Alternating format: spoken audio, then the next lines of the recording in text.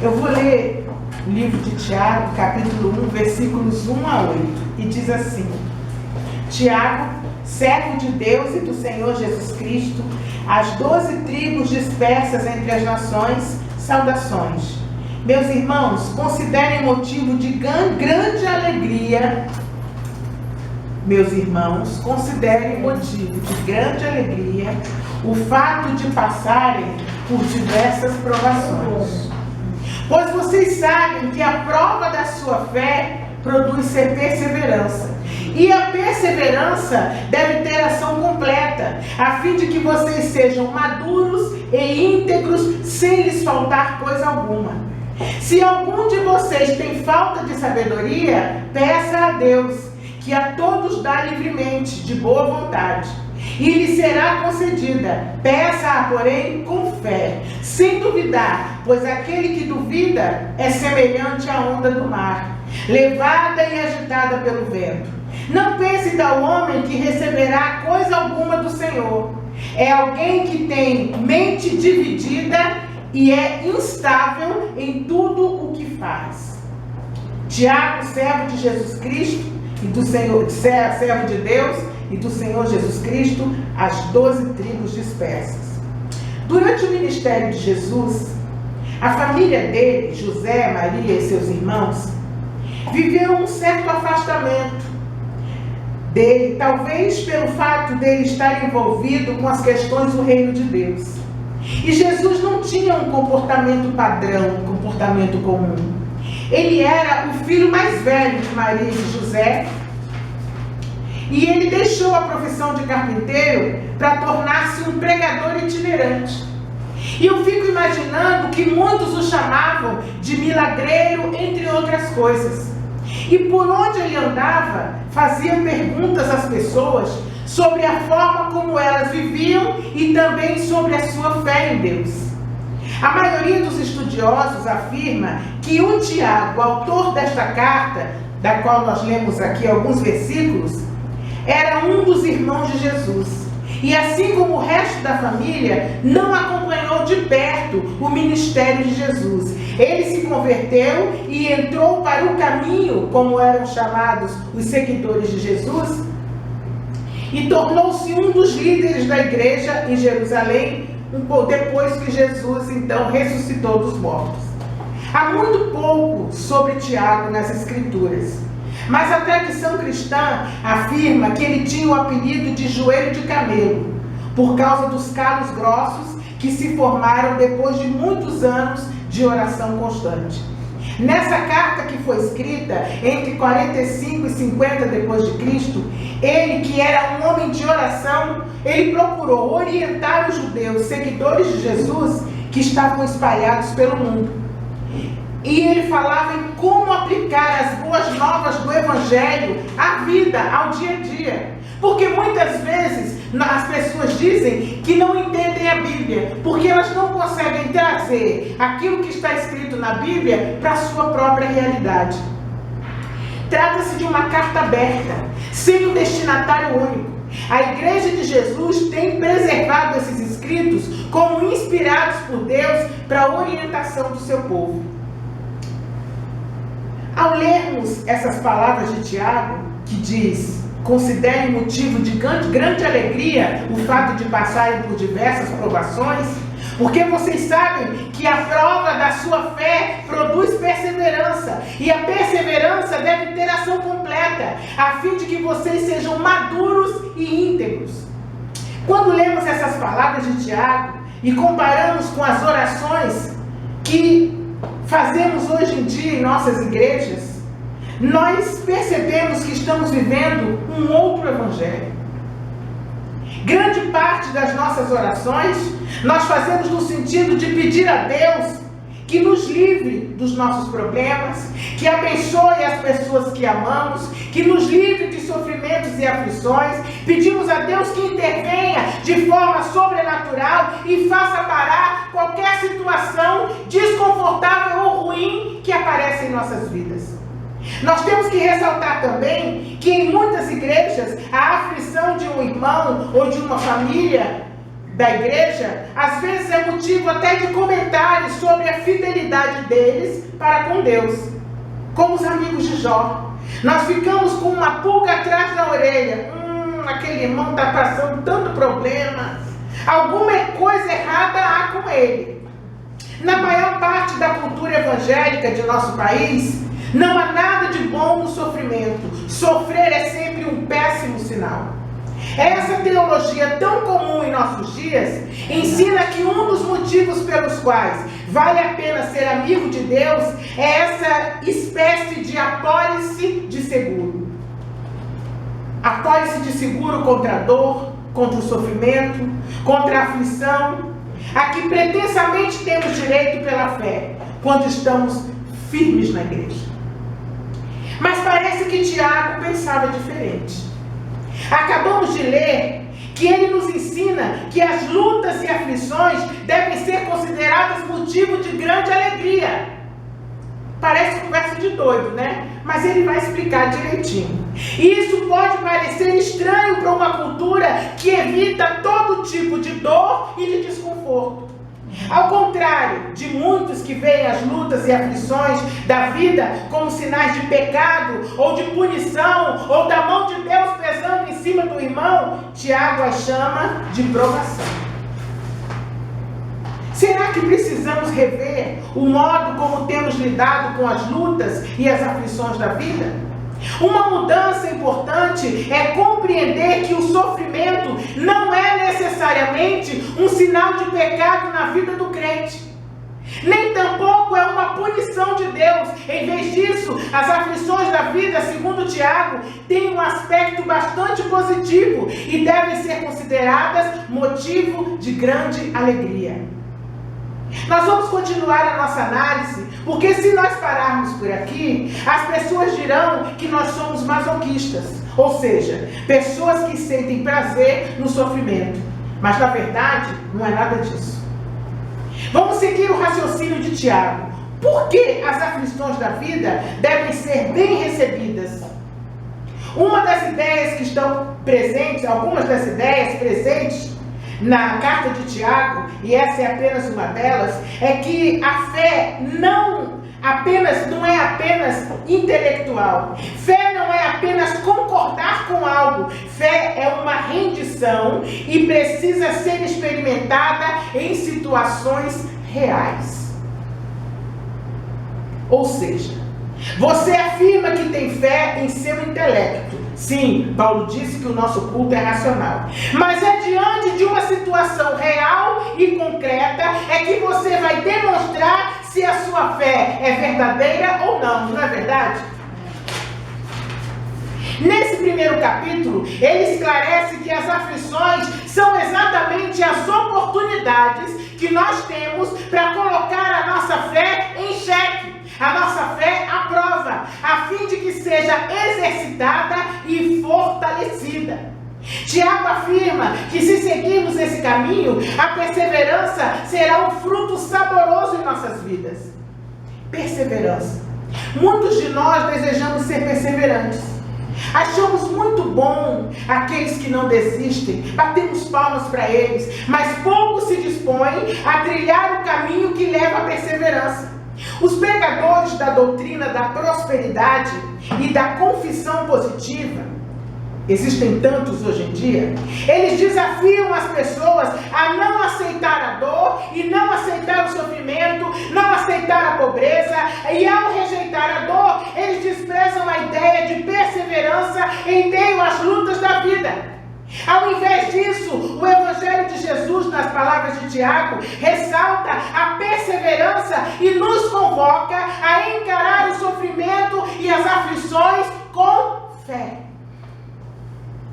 Alguns se sentem desafiados pela pregação da doutrina da prosperidade e decidem dizer um não ao sofrimento.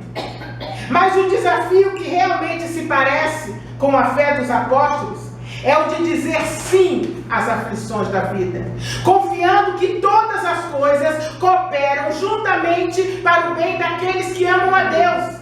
Uma pergunta é necessária para nos apropriarmos de mais uma parte do ensino de Tiago sobre o papel das aflições na vida dos cristãos.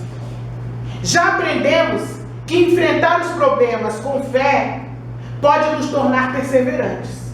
Esse é um aprendizado desafiador. Mas qual a vantagem de nos tornarmos perseverantes?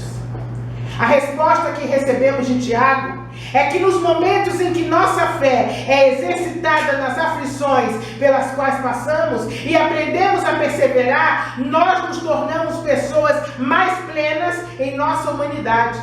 Nas palavras dele, nos tornamos crentes maduros e íntegros.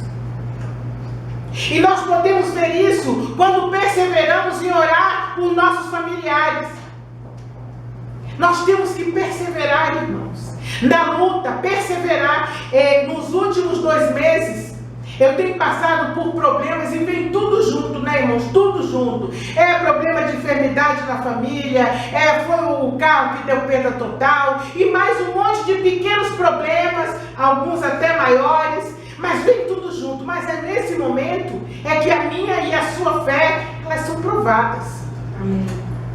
Depois que tudo isso começou a passar, Deus foi mostrando por quê. Ele abriu uma outra porta. Nós temos uma outra igreja, um outro lugar onde nós louvamos o nome do Senhor. Deus abriu uma outra porta para nós podermos levar o Evangelho. E hoje, depois de muito perseverar, depois de mais de 20 anos de oração, de mais de 20 anos de ensino, de perseverança, tardes, noites, fins de semana, eu tive a honra e o prazer de entregar a carteira de advogado para o meu sobrinho. Eu tive a honra e o prazer de voltar com ele, conversando sobre Jesus, conversando sobre a graça de Deus. Depois de anos e anos orando pela outra sobrinha, hoje eu tenho a honra de saber que ela é uma pregadora do Evangelho, ela é uma pastora, é uma pessoa que leva a palavra do Senhor. Nós não podemos desistir. Não é fácil, nem todos os dias eu orei alegre, eu orei contente, eu orei cheia de fé, mas eu creio.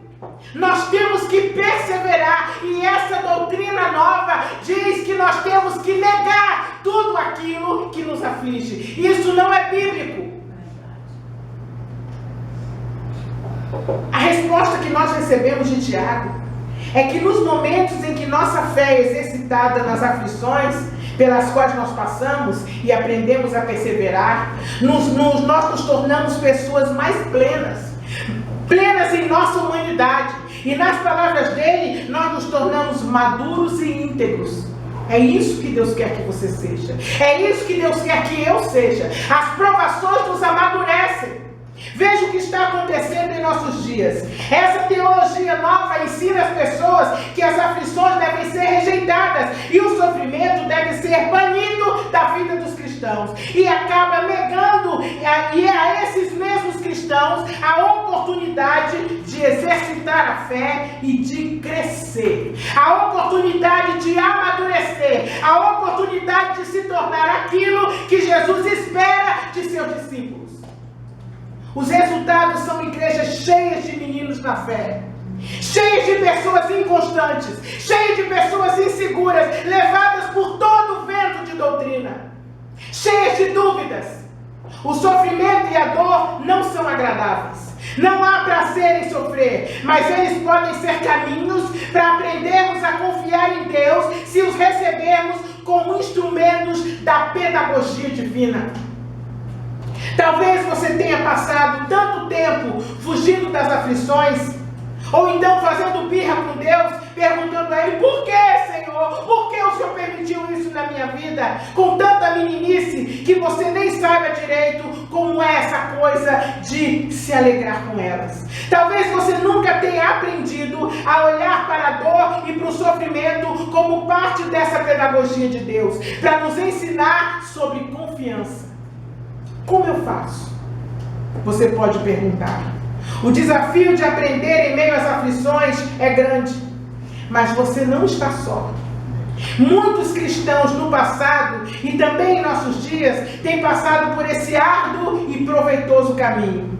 Há também muitos livros escritos sobre isso e muitos irmãos com testemunhos tremendos do poder sustentador de Deus em meio às tribulações.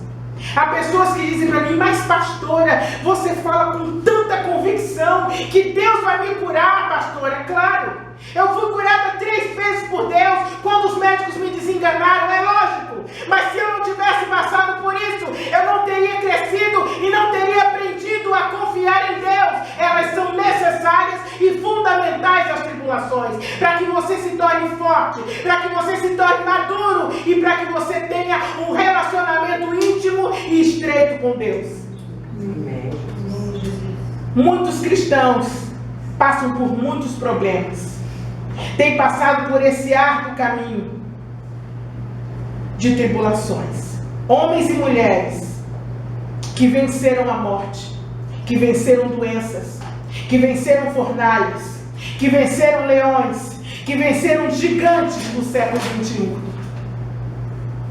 Nós podemos olhar para a vida e para a experiência desses irmãos como modelos que podem nortear a nossa caminhada. No entanto, não podemos terceirizar a nossa fé. É importante e necessário olharmos as caminhadas dos irmãos que passaram pelo caminho do amadurecimento e venceram. Mas isso não substitui a nossa própria caminhada. Isso não substitui as nossas próprias experiências. Há muitos irmãos que tentam se alimentar espiritualmente apenas admirando a vida dos outros. Vivem em busca de um testemunho, de pregações, de homens chamados poderosos, são caçadores de conferências, caçadores de encontros, procuram demonstração de poder, procuram grandes ajuntamentos, desejam uma palavra forte, como dizem alguns, que transforme definitivamente as suas vidas. Mas essas pessoas estão correndo atrás do vento. Porque não são essas coisas que nos transformam. O que nos transforma é uma vida diária com Deus. O que nos transforma é andar com Deus. Entenda isso, meu irmão e minha irmã. E o seu crescimento espiritual não pode ser colocado na conta de outra pessoa. Ah, o homem de Deus vai falar comigo e minha vida vai mudar. A mulher de Deus vai orar por mim e tudo vai mudar. Isso não existe. Cada um de nós precisa assumir a responsabilidade sobre nossa caminhada com Cristo. Existe uma obra muito conhecida do século XVII por John Bunyan, que fala sobre essa caminhada e suas aflições. Essa obra se chama O Peregrino. Nós vimos juntos aqui na igreja. Nós já vimos por 2 vezes. O Peregrino é a história do cristão em sua caminhada à cidade celestial. Através de muitas alegorias e simbolismos, é possível acompanhar os problemas que fazem parte da vida de todo e qualquer seguidor de Jesus. Jesus disse: no mundo tereis aflições, mas tem de bom ânimo, eu venci o mundo. Amém, Jesus. E as pessoas ainda pregam que o crente tem que negar todo e qualquer problema. Essa busca por sabedoria e essa convicção da responsabilidade que cada um de nós tem a respeito de sua caminhada com Deus nos leva aos versos seguintes do nosso texto de Tiago. O versículo 5 diz assim: se algum de vocês tem falta de sabedoria, peça a Deus, que a todos dá livremente de boa vontade, e lhe será concedida. Peça-a, porém, com fé, sem duvidar, porque aquele que duvida é semelhante à onda do mar, levada e agitada pelo vento. Não pense tal homem que receberá coisa alguma do Senhor. É alguém que tem a mente dividida, é uma pessoa instável em tudo o que faz. O que Tiago está dizendo sobre a responsabilidade que temos com o nosso próprio amadurecimento na fé? O que ele quer dizer com isso? Ele diz que não é problema nenhum se sentir inseguro sobre como enfrentar as aflições da vida. Ele afirma que se faltar sabedoria, não desista, porque a Bíblia diz também: aquele de quem Deus se agrada, ele dá conhecimento, sabedoria e alegria. Mesmo diante dos problemas, mesmo sentindo despreparado e inseguro, não desista, nada está perdido. Por meio de Jesus Cristo, nós temos acesso àquele que é a fonte inesgotável de sabedoria e de poder. Tiago fala isso de forma singela. Ele diz: peça a Deus. Simples, peça a Deus, ore por isso. E assim é assim que as Escrituras fazem. O texto nos empurra o tempo todo para os braços do Pai, para desenvolvermos com Ele um relacionamento de amor e confiança. Então, o que fazer quando as aflições da vida nos consomem e nos sentimos incapazes de lidar com elas? Corra para os braços do Pai e peça a Ele que te ensine.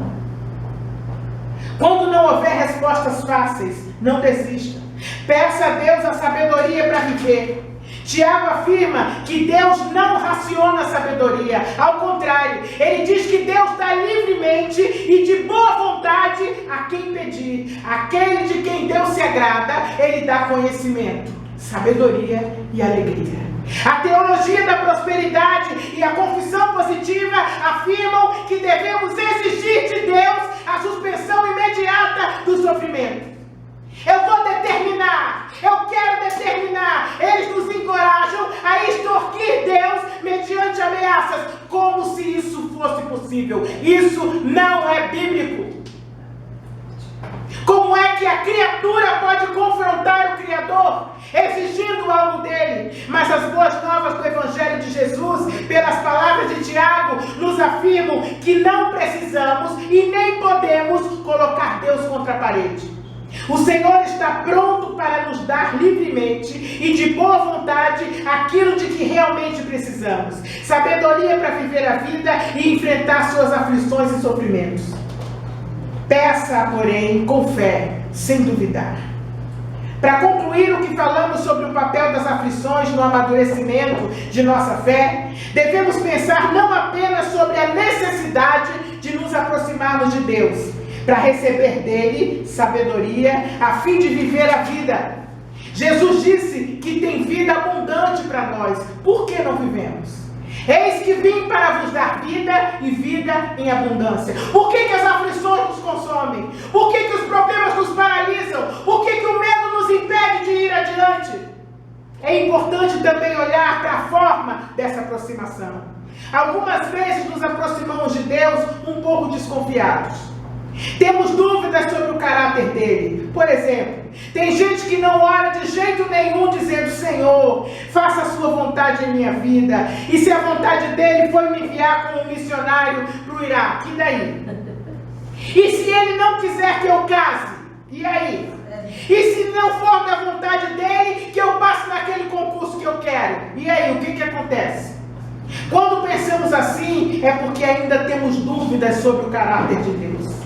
Isto é, será que ele realmente fará o que é melhor para a minha vida? Ou, entre parênteses, será que ele vai fazer mesmo o que eu quero? Essa aproximação temerosa precisa dar lugar a uma atitude de confiança. O que Deus tem para mim e para você é muito melhor do que aquilo que eu sonhei. Pelo menos na minha vida sempre foi assim. O que Deus me deu hoje, o que eu tenho hoje, nunca subiu à minha cabeça, nunca subiu ao meu pensamento. Deus me deu muito mais, mas muito mais do que eu queria. Eu fui para a presença de Deus para que meu pai e minha mãe voltassem a viver juntos. E Deus me deu isso e muito mais do que isso. Deus curou a minha alma doente. Deus curou o meu físico 3 vezes. E Deus me deu muito mais profissionalmente do que um dia eu almejei na minha vida. Mas como confiar? Só tem um jeito de confiar. Confiando. Confiar é correr o risco. Como os grandes heróis da fé aprenderam a confiar em Deus. Como será? Experimentando se aquilo que Deus prometia era mesmo verdade. Eles atravessaram o lamaçal, pisando sobre as pedras que o Senhor disse para pisar.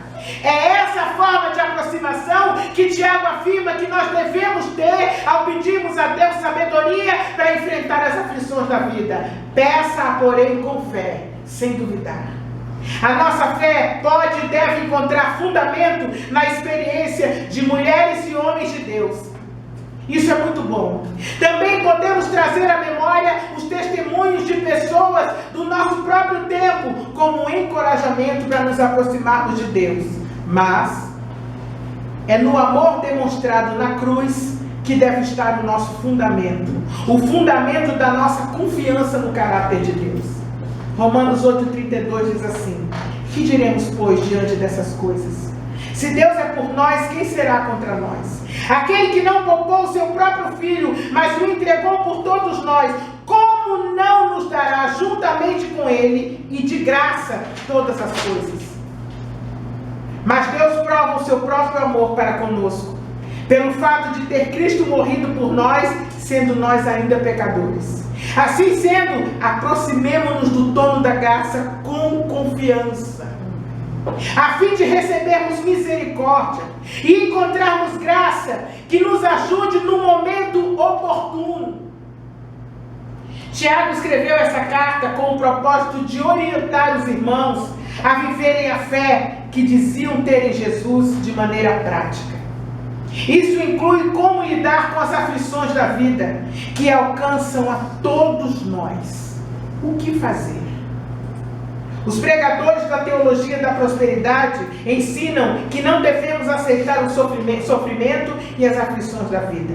Dizem que nós devemos enxotar qualquer coisa que se pareça com o sofrimento para longe de nossas vidas, porque não fomos criados para sofrer. O tempo de Deus é tempo de Deus realmente agir contra o sofrimento, é o que eles dizem. Dizem que o sofrimento é sempre obra do inimigo. E de vez em quando ainda dizem que aquele que sofre está endemoniado. Mas a palavra de Deus diz exatamente o contrário. Porque as aflições fazem parte da vida humana. No mundo tereis aflições. Como rasgar essa parte da Bíblia? Como esquecer essas palavras de Jesus? Afirma também que devemos nos alegrar mesmo em momentos de aflições, porque eles são o caminho para desenvolvermos a nossa confiança em Deus e nos tornarmos perseverantes na nossa fé em Deus. Eu lembro que certa vez eu amava muito minha avó e eu sempre orava: Senhor, minha avó não pode partir para a glória sem te conhecer, Senhor. Minha avó tem que te aceitar como Senhor e Salvador. E uma vez eu recebi um telefonema do Rio, ela morava no Rio, ela estava no hospital, os médicos haviam desenganado a minha avó e diziam que era para nós irmos, porque não havia mais o que fazer. E a família ligou para nós e na mesma hora eu ajoelhei, orei e falei: Senhor, a tua palavra diz: se tu creres, salvar-se-á tu e tua casa. Me dá a última oportunidade para falar de ti para minha avó, Senhor. Não deixe que ela parta sem te conhecer. O Senhor é o meu maior tesouro e eu quero dividir com ela esse tesouro que eu tenho, Senhor. E dizem que a minha avó, pouco tempo depois, sentou na cama e pediu para ir embora. E em seguida eu fui ao Rio. Minha avó aceitou a Jesus, se tornou minha filha na fé e morreu salva, está nos braços do Senhor. As aflições existem, mas como você vai encarar essas aflições? A palavra de Deus diz que nós teremos aflições. E não há problema se nos sentirmos inseguros, sem saber como enfrentar as aflições da vida com confiança. Nós temos livre acesso a Deus por meio de Jesus e podemos pedir que Ele nos socorra com a sabedoria de que precisamos. Precisamos apenas nos lembrar de quem Deus é. Precisamos nos lembrar do seu grande amor por nós, demonstrado na cruz, entregando o próprio Filho no nosso lugar. Que nós tenhamos confiança de que o Senhor irá completar em nossas vidas a boa obra que um dia Ele começou em nós. Nunca se esqueça de que a palavra de Deus diz que Deus é o mesmo ontem, hoje e será o mesmo eternamente. A natureza de Deus é a constância. Amém. Deus quer colocar essa constância na minha e na sua vida. Amém. Quando a gente vive desesperado, sem saber o que fazer com o problema, é exatamente porque nós não temos constância. O nosso humor e a nossa fé é como as ondas do mar. Um dia está lá em cima, outro dia está lá embaixo. Mas Deus quer que cresçamos para colocar essa constância em nossas vidas. E assim conhecermos a vida abundante que é em Cristo. Jesus querido, muito obrigada por tua palavra, Senhor. Escreve a tua palavra nos nossos corações e nas nossas mentes, Senhor. Senhor, muito obrigada pela oportunidade de pregar a tua palavra, Senhor. Glorifica o teu nome, Senhor, em nossas vidas. É o que eu te peço e te agradeço em nome de Jesus.